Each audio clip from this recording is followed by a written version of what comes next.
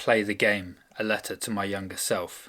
Aarnio, Turkey, Tuesday, March 19th, 2024, 1909 local time. To my younger self, today I write to you as a 28-year-old man. I sit on the rocky hillside of the Aarnio Peninsula.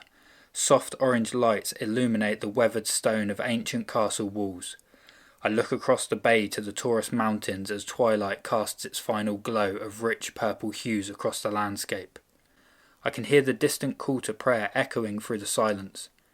I would be alone if not for the one-eyed stray cat that has decided to be my companion in this moment, a moment of solitude nonetheless.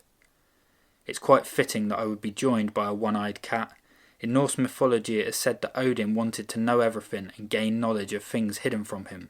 He wanted divine wisdom. This desire drove him to sacrifice his own eye, and he degraded his own physical health in the pursuit of knowledge. I can relate to this.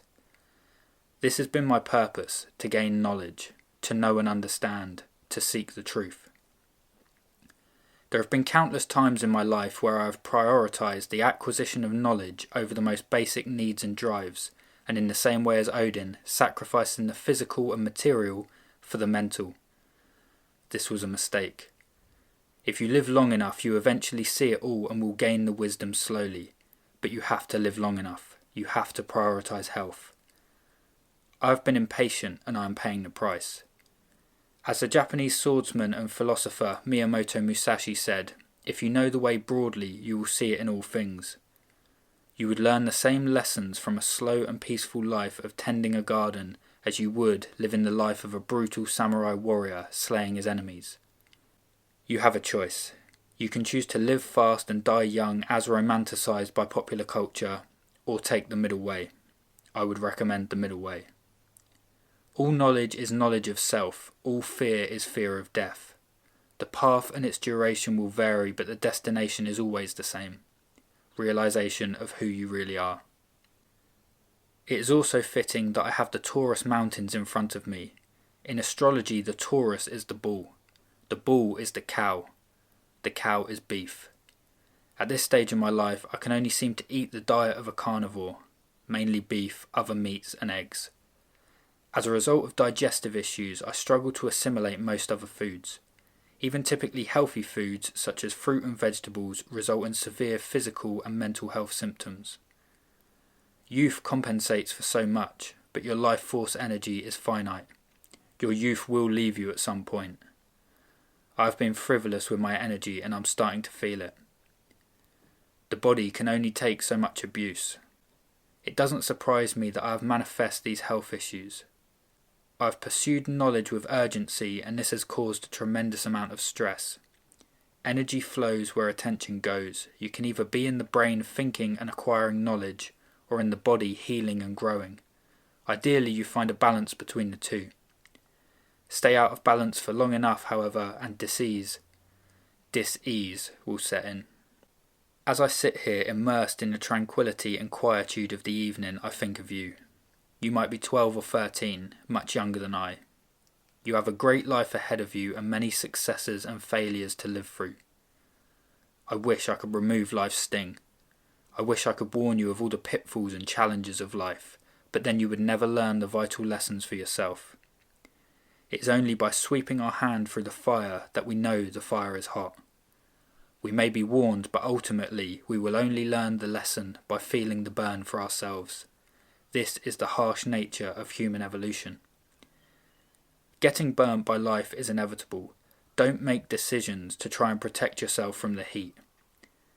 There is an opportunity cost to not doing the thing, but equally there is a sunk cost to doing it.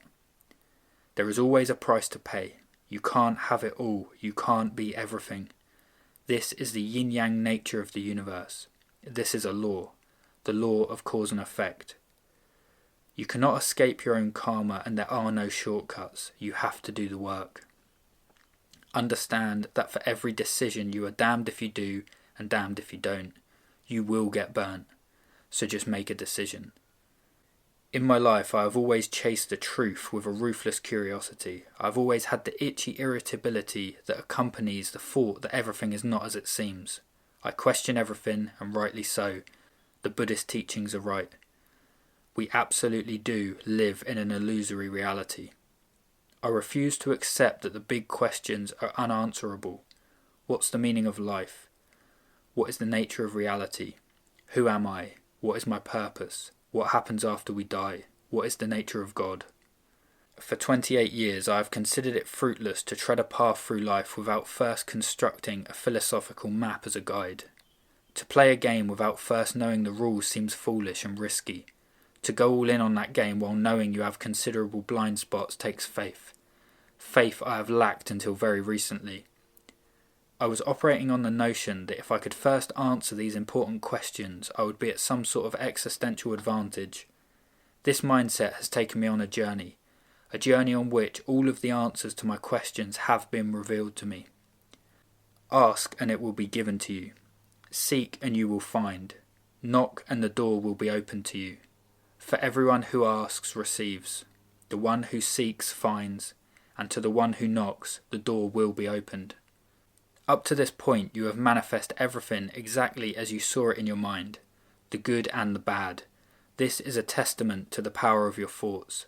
The problem is, you had a lot of negative thoughts, worries, concerns. You manifest these too. The universe doesn't discriminate between good or bad. It simply gives you what you are and what you think about most. Your thoughts create your reality, so choose your thoughts very carefully. Your young inquiring mind asked life's deepest questions and the answers were given to you. You now have a map by which you can navigate the world, but this map came at a heavy price. You had to slay many dragons before you could collect your treasure. You postponed the act of living until you had all the answers. You let opportunities pass you by. The call to adventure is loud the first time, but the more you deny it, the quieter it gets until it calls no more. Listen carefully, and when you hear the call, go. Take the adventure with your new map in hand. Play the game. My biggest regret is not taking the first call to adventure at 16 when I had the deep yearning to head to China and live with and learn from Shaolin monks in the Wu Wei Si temple. An itch I would later scratch at Samyeling Monastery, learning meditation from the Tibetan monks. Only after sustaining a severe chainsaw injury to my hand. Life is a harsh teacher. The trajectory of my life would have been completely different if I had taken that call and played the game the first time, but I was paralysed by fear. I didn't feel ready. Would I have learnt the lessons I have learnt? Would I be the same man I am today? I don't know, and the pain of not knowing is worse than the fear of going into the unknown in the first place. The hero's journey always requires that you leave the ordinary world, but the ordinary world is familiar and comfortable, so I opted out. I didn't play the game. Nothing worthwhile in life is familiar and comfortable. It is said that God has the optimal path for your spiritual growth mapped out before you even get here. Destiny, if you like. So I know I had to refuse the China adventure. But that doesn't negate the fact that we have choices and I made the wrong decision. I had nothing to fear and you were never ready. At the age of 28, I no longer have any nagging questions. I was perspicacious and I extracted the lessons from all of my life experiences. I have lived a full life. I have loved and lost love. I have won friends and lost friends. I have had health and lost health. I have gained wisdom. The only regret I have is that I could have done more. I am extremely grateful to have had such a great start in life, but I know I have squandered my potential. Confucius once said, "A man who understands the Tao in the morning can die contentedly in the evening." At age 28, I understand the Tao. Whenever a man sets himself a task or a mission, there is a sense of nervous excitement, of wonder for what the journey holds, what challenges he will face along the way, what kind of a man he will have to become. But once the goal is met, oblivion. There is no celebration, because he knows the joy does not come from completing the game, but playing the game. Understanding the Tao was your task and you completed it. You can die with content. Enjoy the liberation that comes with this accomplishment. He who dies before he dies does not die when he dies. You have come so far and you are in a good place. You are equipped with the truth and you now recognize the power of your mind. You are now entering a new season in your life, and you must adapt to change quickly.